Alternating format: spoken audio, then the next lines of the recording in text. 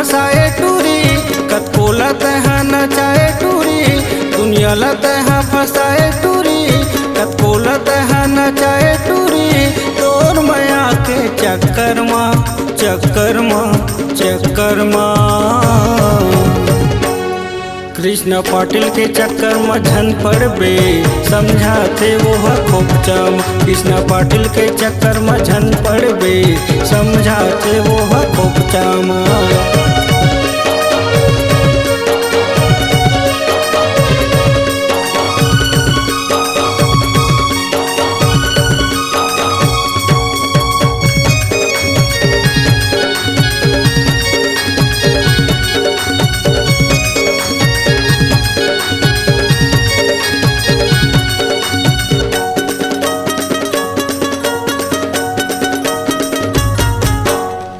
सत्रह के छाए जवानी घूमते थस गली खोर माँ, कतको लतहा दीवाना बनाए का जादू है तोर माँ।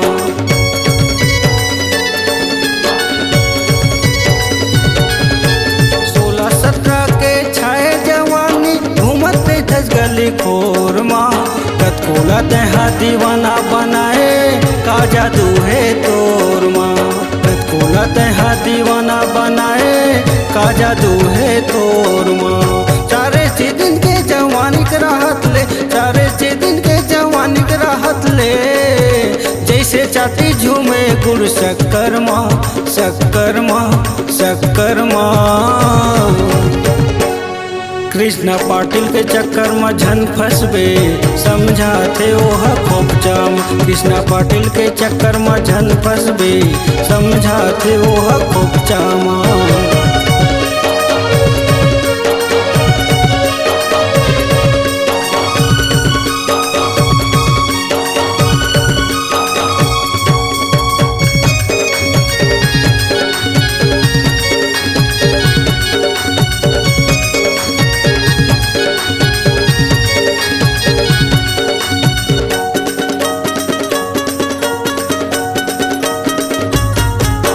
पवन टंडन के माल कहना लाई दादा के तलाज वो, कल बिहाव मजा उड़ावे छूता ही मोर बात वो।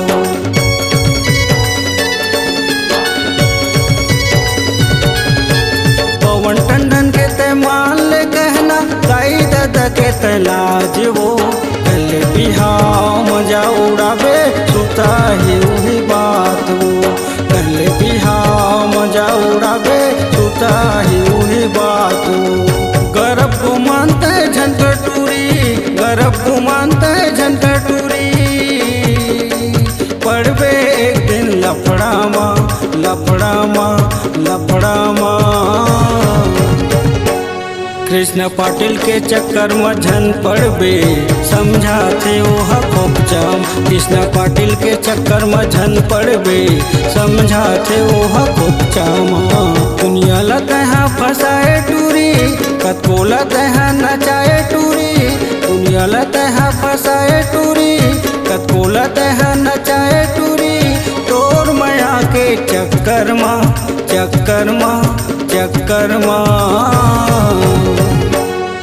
कृष्ण पाटिल के चक्कर में झन पड़बे, समझाते ओह खोपचम। कृष्ण पाटिल के चक्कर में झन पड़बे, समझाते ओह खोपचम। पवन टंडन के चक्कर में झन पड़बे, समझाते ओह खोपचम। पप्पू भैया के चक्कर में झन पड़बे, समझाते ओह खोपचम। पवन टंडन के चक्कर में झन पड़बे, समझाते ओह खोपचम।